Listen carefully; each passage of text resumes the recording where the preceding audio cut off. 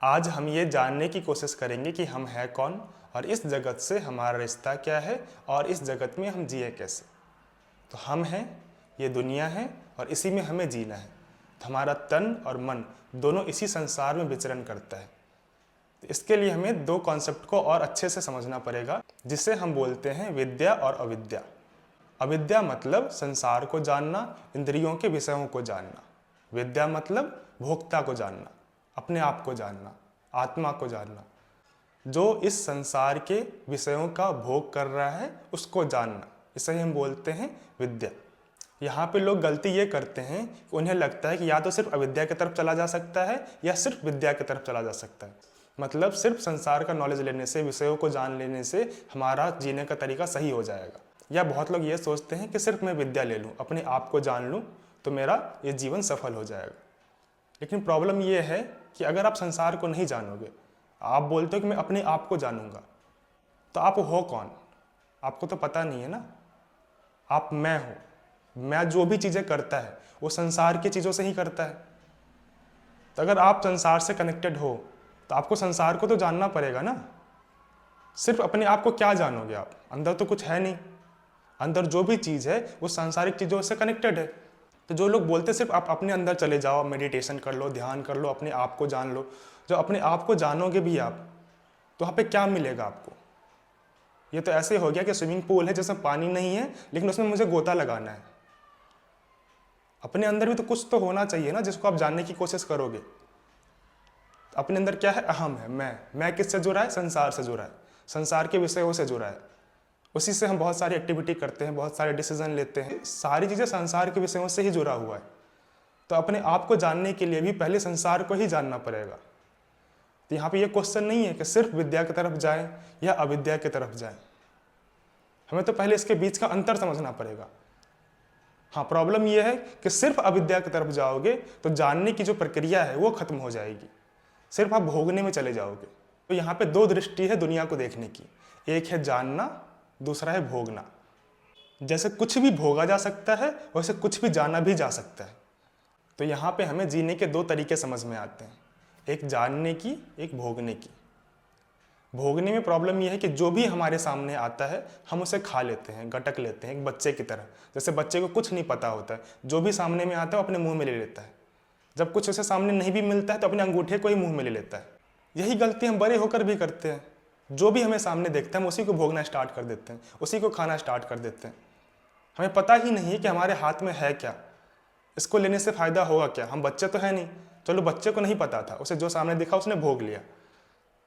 लेकिन आप बड़े हो, आपको तो पता होना चाहिए ना आपके हाथ में क्या है, आप किस चीज़ का भोग कर रहे हो, क्या खा रहे हो, क्या आपके हेल्थ के लिए इंपॉर्टेंट है, क्या आपके मन के लिए इंपॉर्टेंट है, क्या इस दुनिया के लिए इंपॉर्टेंट है। आपके पास तो चुनाव का अधिकार है ना, आप तो इस चीज़ को समझ सकते हो। लेकिन हम ऐसे नहीं करते। हमें जो भी सामने दिखता है हम उसे ले लेते हैं, हम उसे खा लेते हैं। यहाँ खाने का मतलब सिर्फ खाने से नहीं है, मतलब जो भी चीज़ें आप भोगते हो दुनिया में बिना जाने, बिना समझे, तो वो गलत है। अगर हम सिर्फ इस रास्ते पर चले ना, सिर्फ भोगने के रास्ते पर चले, तो हमारा अचीवमेंट भी यही हो जाता है। हम कुछ बता ही नहीं पाते अपने बारे में, अपना परिचय ही नहीं दे पाते हैं। आपसे कोई पूछता भी है कि आप हैं कौन, आप ये बताते हो कि मैं IITian हूँ, मैंने यहाँ से PhD किया है, मैं यहाँ से ये खाया, मैं इस जगह पे गया, मैं वहाँ पे ये भोगा, मैंने ये किया। आपकी सारी परिचय ही यही है, आपकी पूरी पहचान ही आपकी भोगने से आती है या आपकी प्रतिष्ठा से आती है। आप अंदर से बता ही नहीं पाते हो कि आप कौन हो, आपको क्या चाहिए, आपकी ज़रूरत क्या है, आप इस दुनिया में क्यों हो। आपको कोई जानकारी नहीं है क्योंकि अपने आप को आपने जाना ही नहीं है। जैसे कि हम गहरे नींद में चल रहे हो, हमें कुछ पता नहीं, हम नशे में चल रहे हैं, हमें जो मिल रहा है हम लेते जा रहे हैं, जो चीज़ें संजोग से मिलती जा रही हैं, जो चीज़ हमें टकरा जाती है हम उसी में बह जाते हैं। हमें पता नहीं किसके लिए चाहिए, क्यों चाहिए, हमें कुछ नहीं पता। अगर मिल भी गया तो उसका इस्तेमाल कहाँ करेंगे। और हम भोगने में इतना अंदर चले जाते हैं कि हमें दिखता ही नहीं है। इसलिए बोलते हैं कि भोग की दृष्टि होती ही नहीं है, भोग अंधा होता है। और प्रॉब्लम ना ये अंधापन है, संसार समस्या नहीं है, संसार के प्रति अंधापन समस्या है। संसार नहीं त्यागना होता है, इस अंधेपन को त्यागना होता है, इस अंधेपन से जागना होता है। कुछ भी संसार में घातक नहीं है, सब कुछ जानने योग्य है। जैसे कि रेडियो एक्टिव मटेरियल से न्यूक्लियर बॉम्ब बनता है, उससे आपको कैंसर हो सकता है, और उसी से न्यूक्लियर मेडिसिन भी बनती है। तो ये घातक कैसे हो गया? बस आपको पता नहीं है, आपको जानना होता है। सांप के जहर से ही एंटीवेनम बनता है, कांटा से हम कांटा निकालते हैं, तो यहाँ पे कांटा घातक है। तो हमें पता होना चाहिए कि उस कांटा का हम यूज कैसे कर रहे हैं। अगर हम बेहोशी में कांटा का यूज करेंगे तो हमें लग जाएगा, हमें चुभ जाएगा। लेकिन अगर उसी कांटा को अगर हम होश में यूज करें तो उसका उपयोग कर सकते हैं कांटा को निकालने के लिए। तो यहाँ पे ये निकल के आता है कि हमें होश में जीना है, बेहोशी में नहीं। हर चीज़ को जानने की कोशिश करना है, उसके बाद उसका उपयोग करना है। कुछ भी अनिवार्यतः बुरा नहीं होता है और कुछ भी अनिवार्यतः अच्छा नहीं होता है। सारी चीज़ें दृष्टि पर निर्भर करती है कि आप कैसे देखते हो। आप होश में देख रहे हो कि बेहोशी में देख रहे हो, आप उसको यूज कर रहे हो या वो आपको यूज कर रहा है। ये चीज़ें आपको समझनी पड़ेगी। अब हम ये समझते हैं कि बेहोशी का मतलब क्या है और होश का मतलब क्या है।